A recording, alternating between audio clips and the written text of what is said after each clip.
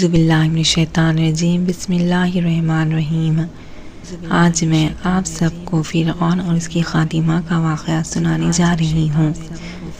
حضور اکرم صلی اللہ علیہ وسلم شب معراج میں بیت المقدس کی طرف جاتے ہوئے مصر کے قریب ایک مقام سے گزرے تو انہیں نہایت ہی اعلیٰ اور زبردست خوشبو آنے لگی۔ آپ صلی اللہ علیہ وسلم نے حضرت جبرائیل علیہ السلام سے پوچھا کہ یہ خوشبو کیسی ہے؟ جواب ملا کہ فرعون کی بیٹی کی باندنی مشاطہ اور اس کی اولاد کی خبر سے آ رہی ہے۔ پھر حضرت جبرائیل علیہ السلام نے اس کا واقعہ بیان کیا کہ مشاطہ فرعون کی بیٹی کی خادمہ تھی اور وہ خفیہ طور پر اسلام لا چکی تھی۔ ایک دن فرعون کی لڑکی کو کنگھی کرتے ہوئے اس کے ہاتھ سے اتفاقاً کنگھی گر پڑی۔ وہ اٹھانے لگی تو اس کی زبان سے بے ساختہ بسم اللہ نکل گیا۔ اس پر شہزادی نے کہا کہ تو نے آج عجیب کلمہ بولا، رب تو میرے باپ فرعون ہی ہے، تو پھر تم نے یہ کس کا نام لیا ہے؟ اس نے جواب دیا، فرعون رب نہیں بلکہ رب وہ اللہ ہے جو مجھے اور تجھے اور خود فرعون کو روزی دیتا ہے۔ شہزادی نے کہا، اچھا تو میرے باپ کے سوا کسی اور کو اپنا رب مانتی ہے؟ اس نے جواب دیا، ہاں میرا، تیرا اور تیرے باپ سب کا رب اللہ تعالیٰ ہی ہے۔ شہزادی نے اپنے باپ سے کہلوایا۔ وہ سخت غضبناک ہوا اور اسی وقت اسے برسر دربار بلوا بھیجا اور کہا، کیا تو میرے سوا کسی اور کو اپنا رب مانتی ہے؟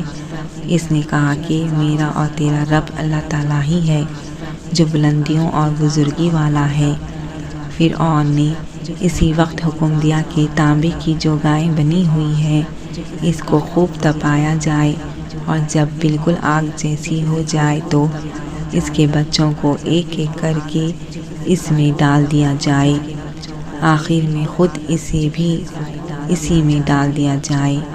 چنانچہ وہ گرم کی گئی۔ جب آگ جیسی ہو گئی تو حکم دیا کہ اس کے بچے کو ایک ایک کر کے اس میں ڈالنا شروع کرو۔ اس نے کہا، بادشاہ ایک درخواست میری منظور کر، وہ یہ کہ میری اور میرے ان بچوں کی ہڈیاں ایک ہی جگہ ڈال دینا۔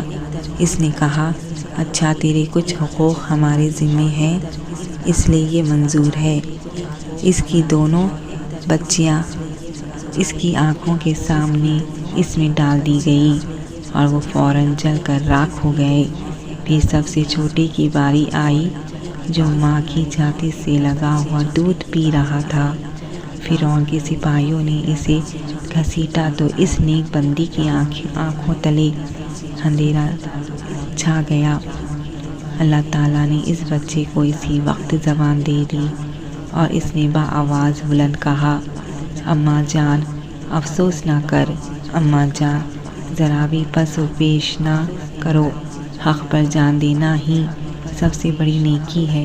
چنانچہ انہیں صبر آ گیا۔ اس بچے کو بھی آگ میں ڈال دیا گیا اور آخر میں ان کی ماں کو بھی اسی آگ میں جلا کر مار دیا۔ یہ خوشبو کی مہکیں اسی کے جنتی محل سے آ رہی ہے۔ سبحان اللہ تعالیٰ۔